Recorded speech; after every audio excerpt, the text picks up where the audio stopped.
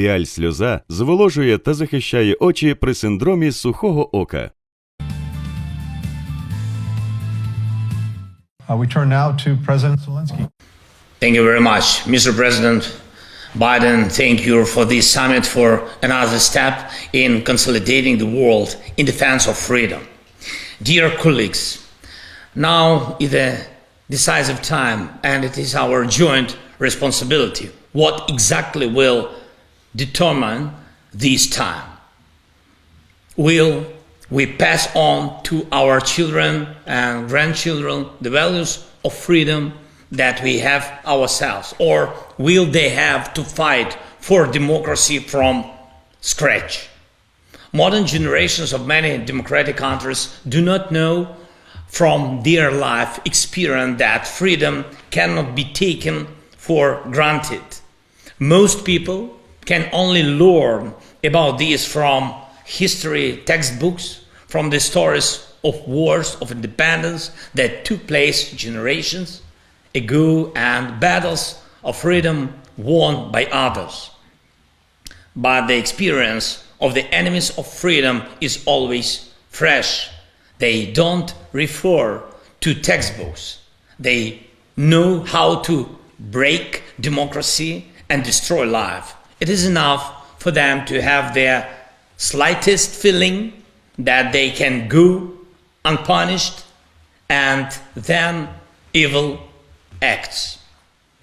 This is where the threat to our values comes from. This is why democracy is in danger. Ukraine knows what it is to fight for democracy right now, and let our experience of preserving freedom during total war help protect the free world, each of your peoples.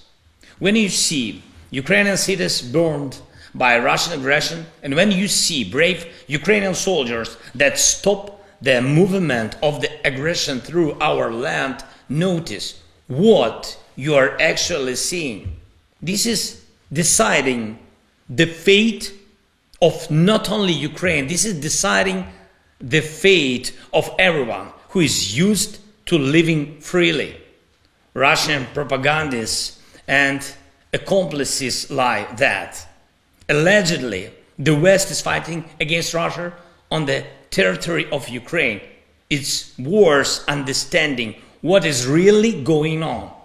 It is Ukraine that tyrannical Russia is able to reach with its bloody hands, with missiles and artillery, bombs and tanks.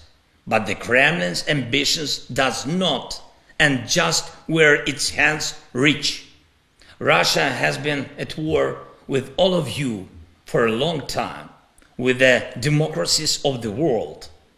It fights via disinformation, election interference, espionage, corruption exporting, cybercrime, by trying to trigger an energy crisis and price explosions in markets that will hit your people with insane electricity or gas bills.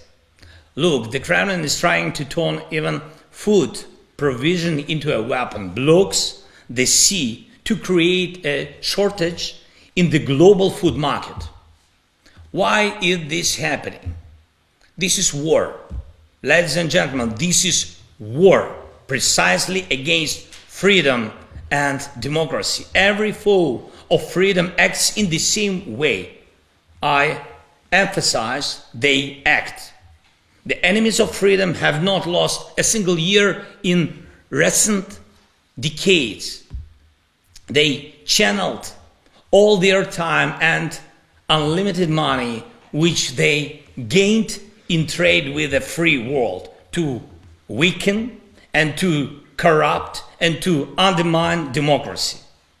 But have all the efforts of the free world been aimed at limiting the aggressive potential of tyrants and autocrats and at bringing them to legal responsibility for their crimes? Unfortunately, no. We have to fix it. Democracy must be able to act and act in advance. Democracy must learn to be uncompromising in the face of evil. The spirit of democracy is to find a compromise, but this only works for internal freedom in a given country. We should get rid of the illusion that compromising with evil can give something to freedom. The enemies of democracy must lose. And only these can be the basis of true security for democracy. Embrace this Ukrainian determination. Ukrainian democracy maintains absolute internal unity even in the face of a total war against our people.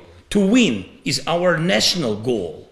What does it mean to win? Our answer is clear: to preserve freedom, to preserve dignity, to preserve our land. But what is the strategy of the free world in relation to totalitarian Russia, which is looking for how to create more totalitarian allies in the world?